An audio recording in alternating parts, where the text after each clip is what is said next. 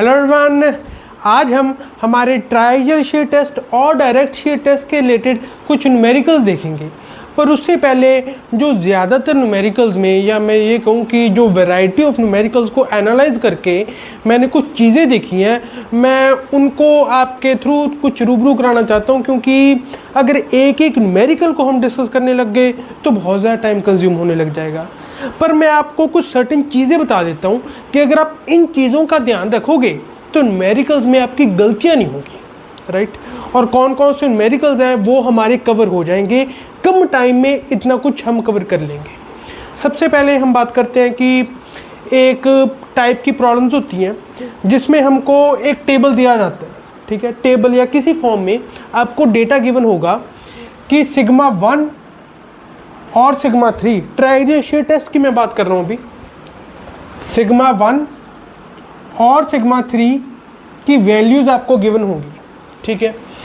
और हो सकता है कि पोर वाटर प्रेशर की वैल्यूज़ भी आपको गिवन हो, ये कोई वैल्यू गिवन होगी, राइट, ये कोई आपको वैल्यूज़ ऐसे गिवन होंगी, ठीक है। पोर वाटर प्रेशर की वैल्यूज़ भी आपको गिवन होगी।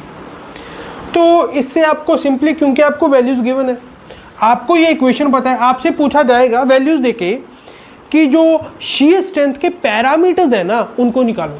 शीयर स्ट्रेंथ के पैरामीटर्स क्या होते हैं? सी और फाई, कोहेजन और एंगल ऑफ इंटरनल फ्रिक्शन।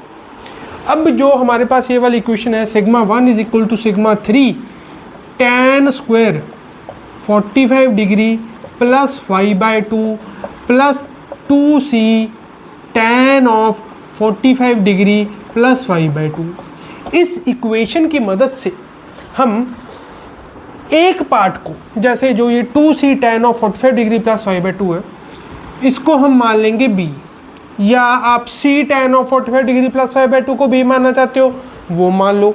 उस हिसाब से फिर जो हमारी इक्वेशन है वो मॉडिफाई हो जाएगी। इसको b मान लो और जो tan स्क्वायर 45 डिग्री प्लस 5/2 है इसको आप a मान लो, ठीक है।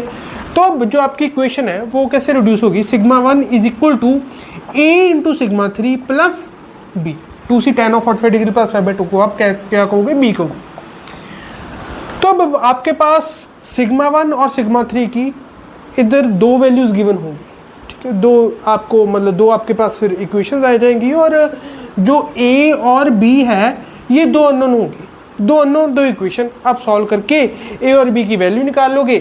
जब आपके पास a की वैल्यू आ गई, मतलब tan स्क्वायर 45 डिग्री प्लस 5/2 की वैल्यू आ गई, तो फिर तो बस सॉल्व ही करना, उसका अंडर रूट लेके फिर उसका tan इनवर्स लेना है, फिर -45 करना है और फिर इंटू 2 करना है, फाई की वैल्यू आ जाएगी, ठीक है। और इसी तरीके से c tan of 45 degree plus 5/2, c tan of 45 degree plus 5/2 as A b आ जाएगा। तो tan ऑफ 45 डिग्री प्लस 5/2 आपको पता ही है, इसका अंडर रूट a का, और फिर उस हिसाब से आपके पास c भी आ जाएगा, ठीक है। तो इस तरीके से आप a और b की वैल्यू निकालते हुए जो हमारे जो पैरामीटर्स हैं, शीयर स्ट्रेंथ पैरामीटर्स, उनको निकाल लो। ये जो हमने निकाले हैं यहाँ पर, ये है टोटल शीयर स्ट्रेंथ पैरामीटर्स। अगर आपको इफेक्टिव शीयर स्ट्रेंथ पैरामीटर्स पूछे जाएं then it is simply sigma 1 bar और सिग्मा 3 बार, ठीक है। जो यहाँ पे पोर वाटर प्रेशर, इसको माइनस कर दो और सिग्मा 1 बार और सिग्मा 3 बार को जो वैल्यू उसको प्राप्त करो, और जो आपके a और b आ जाएंगे, एंड कॉन्सिक्वेंटली आपके जो शीयर स्ट्रेंथ पैरामीटर्स हैं c और फाई वो भी निकल जाएंगे, जस्ट c डैश और फाई डैश इस केस में, या cd फाई d, जो मर्जी आप कह सकते हो।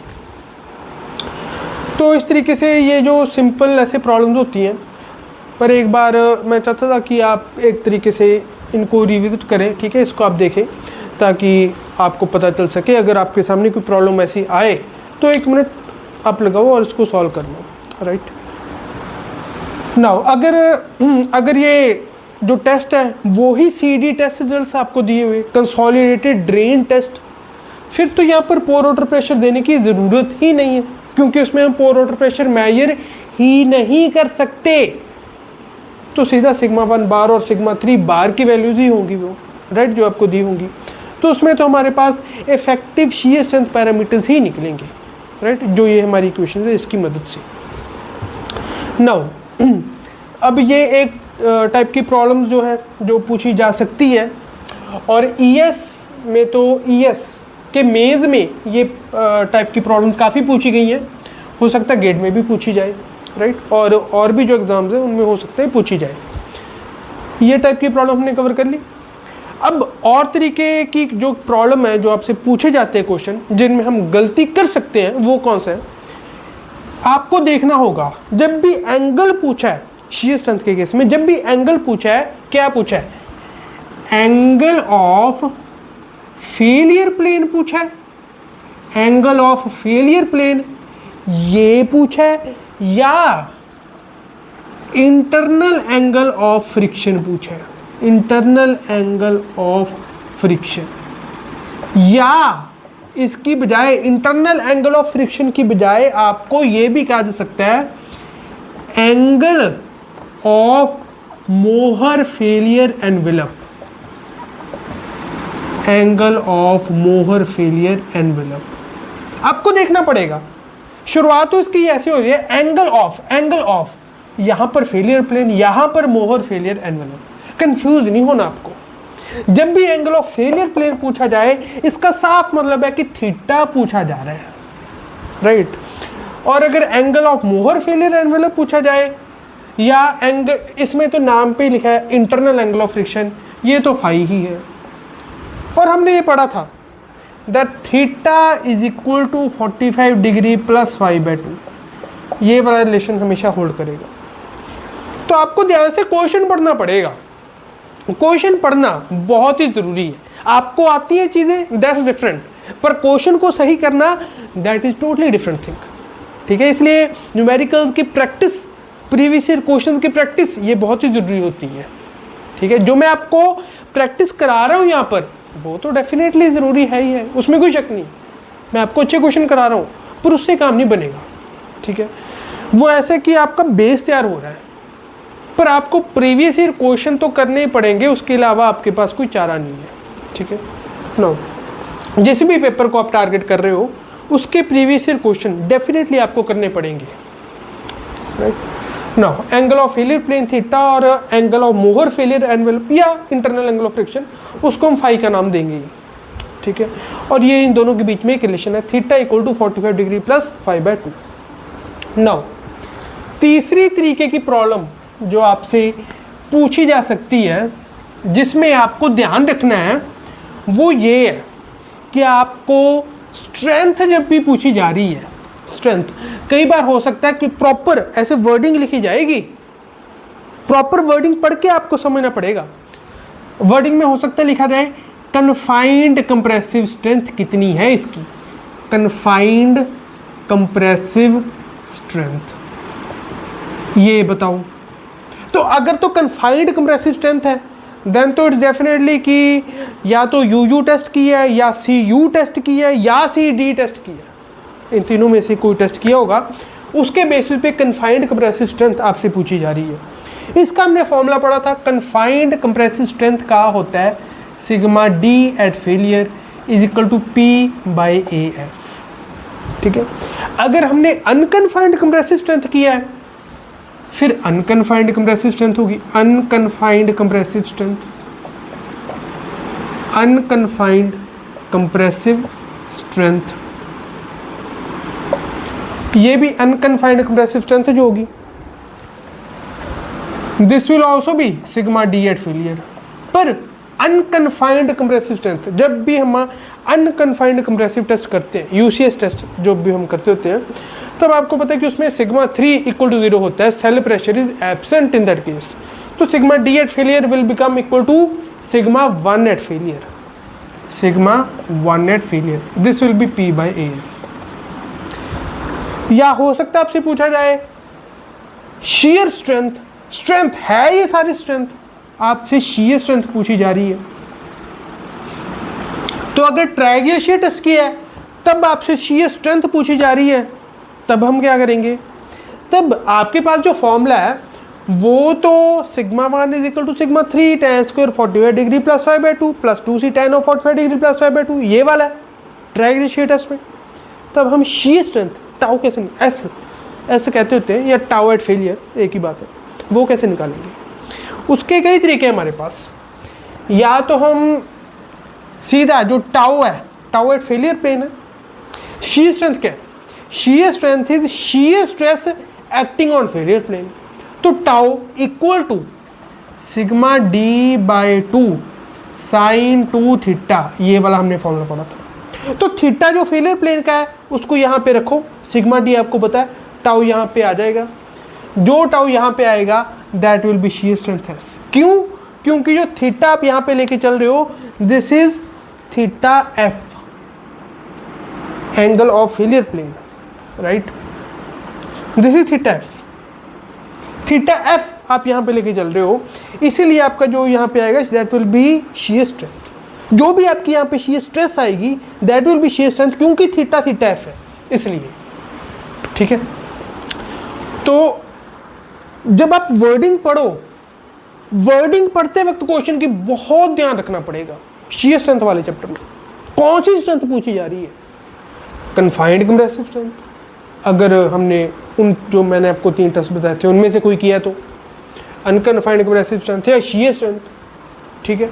इसका ये तरीका है, या इसका एक दूसरा भी तरीका है, अगर आपने ये वाला टेस्ट किया है कि आप जो शीयर स्ट्रेंथ पैरामीटर है उनको निकाल लो, उनको निकालने के बाद you can do that S will be equal to C plus sigma n bar, C plus sigma n tan phi, या जो अगर ड्रेन्ड वाले केस में निकालना तो C dash plus sigma n बार tan phi डैश, ठीक है, वो आ जाएगा। तो इन दोनों फॉर्मूलाज की मदद से आप निकाल लोगे, राइट। तो यहाँ से आप ऐसे भी निकाल सकते हो, ठीक है। नाउ अब ये करके शीयर स्ट्रेंथ आपका ऐसे आ जाएगा। अब इसमें हो सकता है कि ये पूछा जाए, ये तो हमने पढ़ लिया, confined compressive strength, unconfined compressive strength, shear strength, ठीक है। इसमें हो सकता है कि आपसे पूछा जाए that what will be normal stress on failure plane, normal stress on failure plane. तो normal stress on failure plane अगर आपको निकालनी है तो दैट विल बी सिंपली, हमने पढ़ा था सिग्मा एन का formula, sigma 1 plus sigma 3 by 2 plus sigma 1 minus sigma 3 by 2 into cos 2 theta, ये वाला हमने फॉर्मूला पढ़ा था। यहाँ पे आप थीटा की वैल्यू रखिए और जो सिग्मा एन है उसको आप निकाल सकते हैं, ठीक है। तो ये जो है वो सिग्मा एन की आप वहाँ पे वैल्यू निकालोगे तो normal stress on failure plane वो आप निकालोगे। तो ये आपको बहुत ही ध्यान रखना पड़ेगा कि स्ट्रेस तो पूछी जा रही है, कौन सी स्ट्रेस पूछी जा रही है, राइट। इसका अगर आप ध्यान रखोगे तो आपका क्वेश्चन सही हो जाएगा ना। अब हम मेन क्वेश्चन पे आएंगे। अब आपकी स्क्रीन के ऊपर हर बार की तरह एक क्वेश्चन आएगा, right. This question is from ESC। ये आपकी स्क्रीन के ऊपर 5 सेकंड के लिए रहेगा। आप पॉज करके इस क्वेश्चन को अटेम्प्ट करने की कोशिश करना, उसके बाद मैं आपको ये वाला क्वेश्चन यहाँ पे सॉल्व करके दिखाऊंगा, राइट। नो,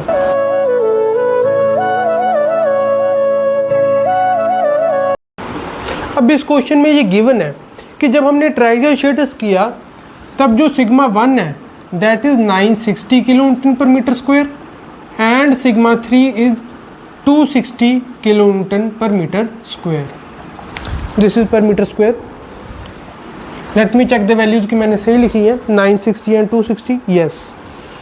अब फिर हमें क्या गया कि जब इसी सैंपल पे, इसी सॉइल के ऊपर जब डायरेक्ट शीयर टेस्ट किया जाए और इतनी नॉर्मल स्ट्रेस हो जितनी क्वेश्चन में गिवन है, तब उसकी शीयर स्ट्रेंथ कितनी होगी।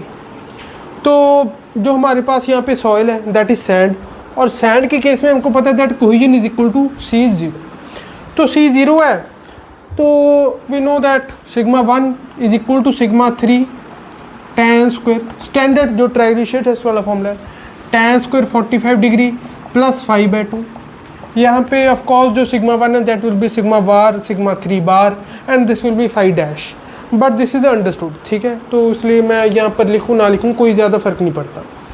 और जो कोहेजन वाला कंपोनेंट है that will become equal to 0। यहाँ पे सिग्मा 1 इज 960, सिग्मा 3 इज 260, यहाँ से हम निकाल लेंगे 45 डिग्री प्लस 5/2। ओके, यहाँ से हम 5 निकाल लेंगे। पर बात ये है कि हम ऐसा कर क्यों रहे हैं, क्योंकि हमारे पास एक नॉर्मल स्ट्रेस दी हुई है। जब डायरेक्ट शीयर टेस्ट वाला हमने किया टेस्ट तब एक नॉर्मल स्ट्रेस दी हुई है। इस नॉर्मल स्ट्रेस के कॉरस्पॉन्डिंग हमको शीयर स्ट्रेंथ निकालनी है। और हमको पता है that the formula of direct shear test जब किया जाए तब हम शीयर स्ट्रेंथ निकालते हैं S is equal to C plus sigma N bar tan phi, क्योंकि सैंड है तो C तो जो होगा that will be equal to 0, right. C is equal to 0 because it is sand and sigma N bar तो आएगा ही आएगा, right, because it is sand. Sigma N bar tan phi D या फाई डैश जो मर्जी कह सकते हैं। तो यहाँ पर नॉर्मल स्ट्रेस तो हमको दी गई है कि कितनी है डायरेक्ट शीयर टेस्ट के केस में, कितनी है, it is 230 kilonewton per metre square. Sigma N 230 kilonewton per metre square, ये तो हमको गिवन है, ये गिवन है। Sigma N bar phi dash नहीं पता, शीयर स्ट्रेंथ ये निकालनी है। तो फाई डैश हमारा मकसद था निकालना, इसीलिए हमने ये इस वाली इक्वेशन से फाई डैश हम निकाल रहे हैं। फाई डैश लिख ही देता हूँ, राइट, कोई कंफ्यूजन ना रहे आपको। तो यहां से इस इक्वेशन से, इसलिए हमने इस इक्वेशन की मदद ली ताकि हम फाई डैश निकाल सकें, राइट। मैं आपको ये भी सिखा रहा हूं कि कैसे आपको अप्रोच करनी है, कि कैसे हम सोचते हैं कि कौन सी चीज अप्लाई करें। नाउ ये वाला करके हम we will do the computations. Let's do the computation now. It is 960 by 260. Now we will take its under root. Now it's tan inverse, then minus 45 into 2. This is 35.01 degrees. Phi comes out to be phi dash 35.01 degrees. Now 35.01 degrees आ गया। Shear strength अब हमको निकालनी है with direct shear test. जब हमने direct shear test किया, sigma 1 230 है, 230 into tan, क्योंकि इस केस में कोहेजन 0 है, इसलिए डायरेक्ट ये वाला जो ये वाली इक्वेशन है उसको हम इस्तेमाल कर रहे हैं। 230 into tan of 35.01, this comes out to be it's tan into 230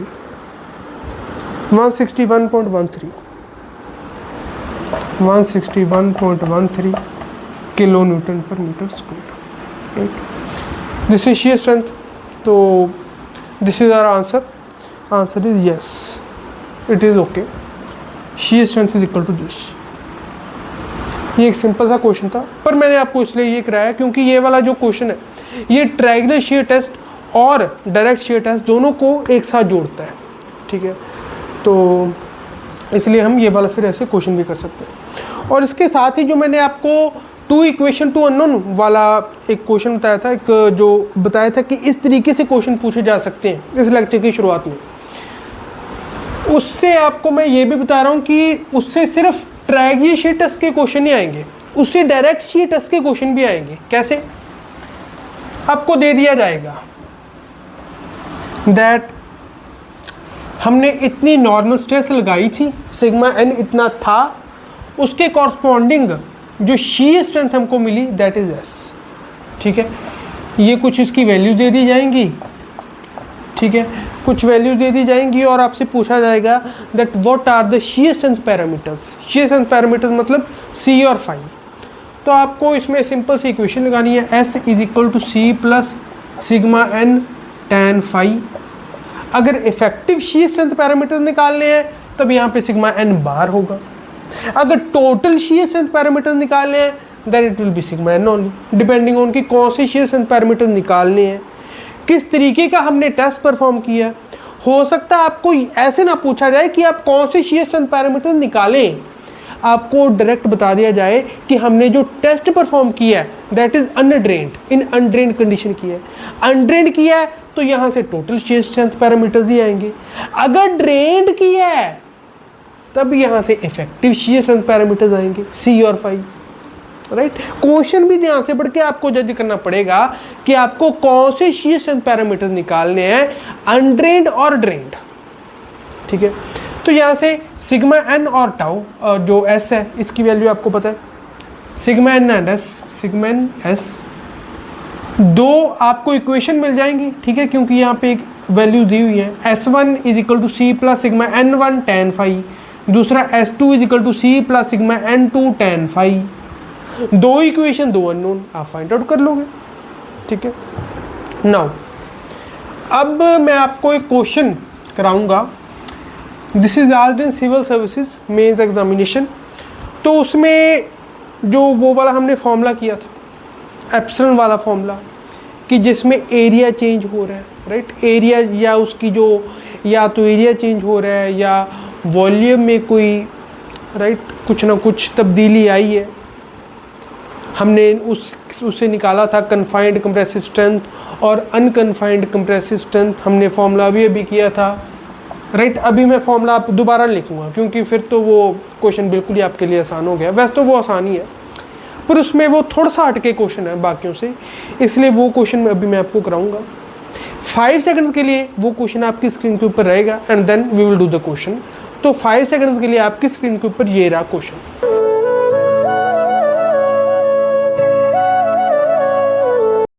तो अब जो आपने क्वेश्चन देखा, इसमें आपसे शीयरिंग डिस्टेंस पूछी गई है, और शीयरिंग डिस्टेंस का मतलब क्या है, एस, शीयर स्ट्रेंथ पूछी गई है। ठीक है, अनकन्फाइंड कंप्रेसिव स्ट्रेंथ की है, उससे आपको शीयरिंग डिस्टेंस या एस पता लगाना है।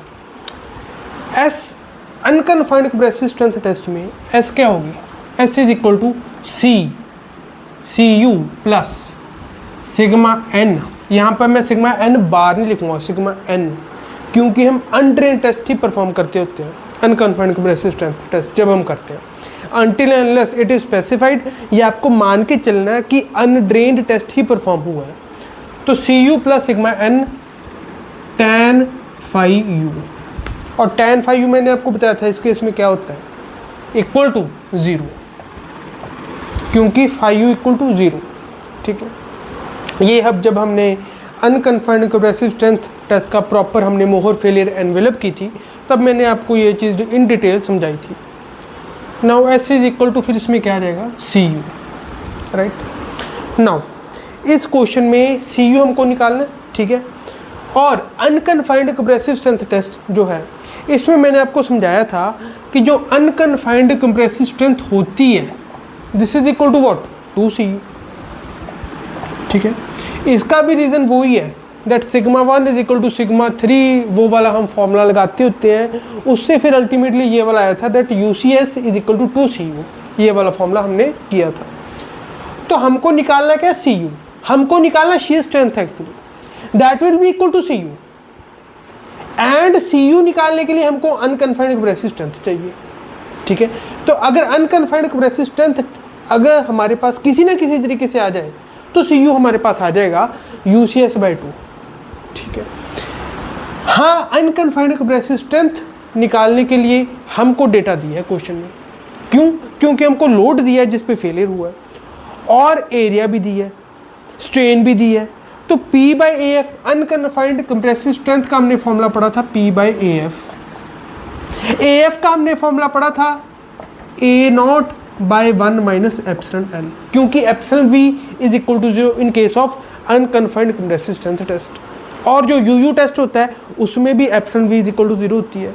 तो AF क्या होगा, AF will be equal to A0/1 minus epsilon L, नहीं तो AF is equal to A0 into 1 plus minus epsilon V divided by 1 minus epsilon L होता है। पर इस केस में क्योंकि एप्सिलॉन V 0 है, इसलिए AF will be equal to A0/1 minus epsilon L। तो यहाँ पे A0 क्या आएगा, A0 will be the area, area यहाँ पे क्या किया गया, this is a sample of clay 100 mm long and 50 mm in diameter. तो एरिया क्या होगा, πd²/4, pi into 50²/4, it is equal to 1963.5, 1963.5 divided by 1 minus epsilon L। Epsilon L हमको दिया हुआ है, eight 10% strain, fails under a load of 150 newton at 10% strain. तो 10% मतलब क्या, एप्सिलॉन L क्या आ जाएगा, 0.1। तो 1963.5 divided by 1 minus 0.1, 0.9, this will B 2181.66, 2181.66। This is what, mm square, AF आ गया, AF आ गया। अब UCS हम निकाल सकते हैं, this is equal to P/AF। P हमको दिया हुआ है 150 newton, 150 divided by this area 2181.66 1 by this into 150, this is 0.0688 0.0688 and yes, we are correct with the data. 0.0688 Newton पर mm स्क्वायर। अब इधर से हमारे पास Cu भी आ जाएगा, UCS आ गया, Cu will come out to be UCS by 2, it will be divided by 2 comes out to be 0.034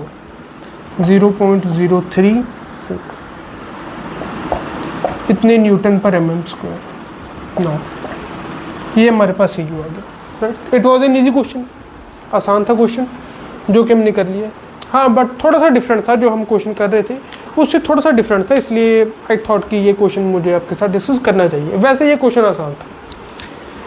हाँ, जो ये कुछ चीज़ें आपको पता होनी चाहिए, UCS is equal to 2Cu, ये वाला फॉर्मूला आपको पता हो तो फिर तो ये वाला क्वेश्चन आपके लिए बहुत ही आसान बन जाता है। ठीक है, अब इस आज के लेक्चर को हम यहीं पे ख़त्म करते हैं। अगले लेक्चर में हम हमारे शेयर स्ट्रेंथ के चैप्टर को आगे बढ़ाएंगे, right. Thank you very much.